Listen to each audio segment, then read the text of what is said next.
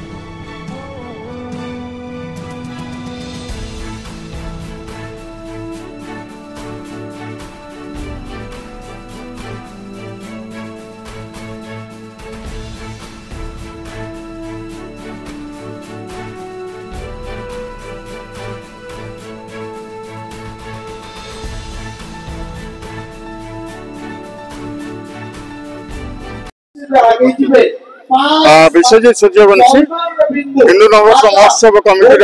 अध्यक्ष। आज प्रत्येक हिंदू मान बड़ पर्व आज हूँ चैत्र शुक्ल प्रतिपद नवरात्र आरंभ श्रीराम राजाभिषेक यही अनेक कथा ये दिन रही। सबुठ बड़ कथा है चैत्र शुक्ल प्रतिपद ब्रह्मा स्वयं ब्रह्मदेव आमर सृष्टि रचना करते समस्त सनातनी हिंदू मानकर आज हूँ नववर्ष। तेणुक नववर्ष को हिंदू समाज रे पुनः जनइबा आज व्यवस्था और समस्त को गोटे कथा कहुई कि दीप टे जाओ ये उत्सव को उत्सव भाई पालन कर सांस्कृतिक उत्सव से आम गोटे कौन कह आम दिन टी गोटे उत्साह दिन एवं कार्यक्रम दिन तेणुक यही कारण को आगे रखी एटी आयोजन कटक 2014 मसीह हिंदू नववर्ष बा सनातन हिंदू नववर्ष टी आयोजन करा धन्यवाद शरद भाई। मु किशोर महांती हिंदू नववर्ष महोत्सव समितिर सभापति।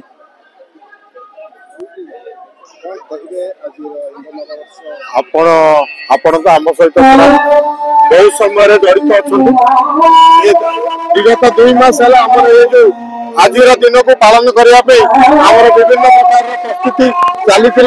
आपण से आम सहित भी ओतप्रोत भाव जड़ित आर मूल उद्देश्य हूँ आम पाश्चात्य सभ्यता को भूलिकी निज मातृभूमि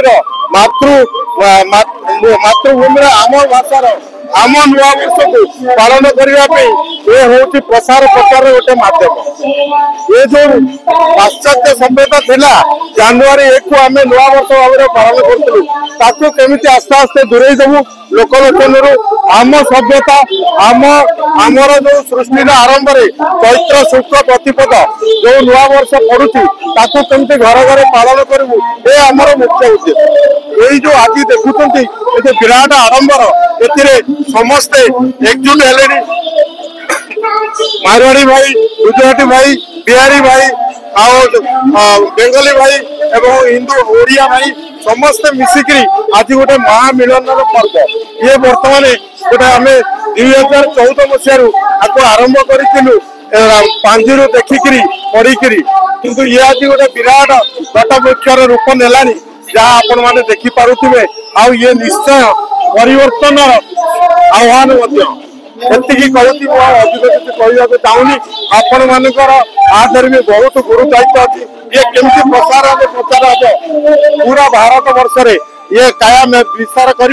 से आपण मानकर भी दायित्व एति कह विदाय धन्यवाद।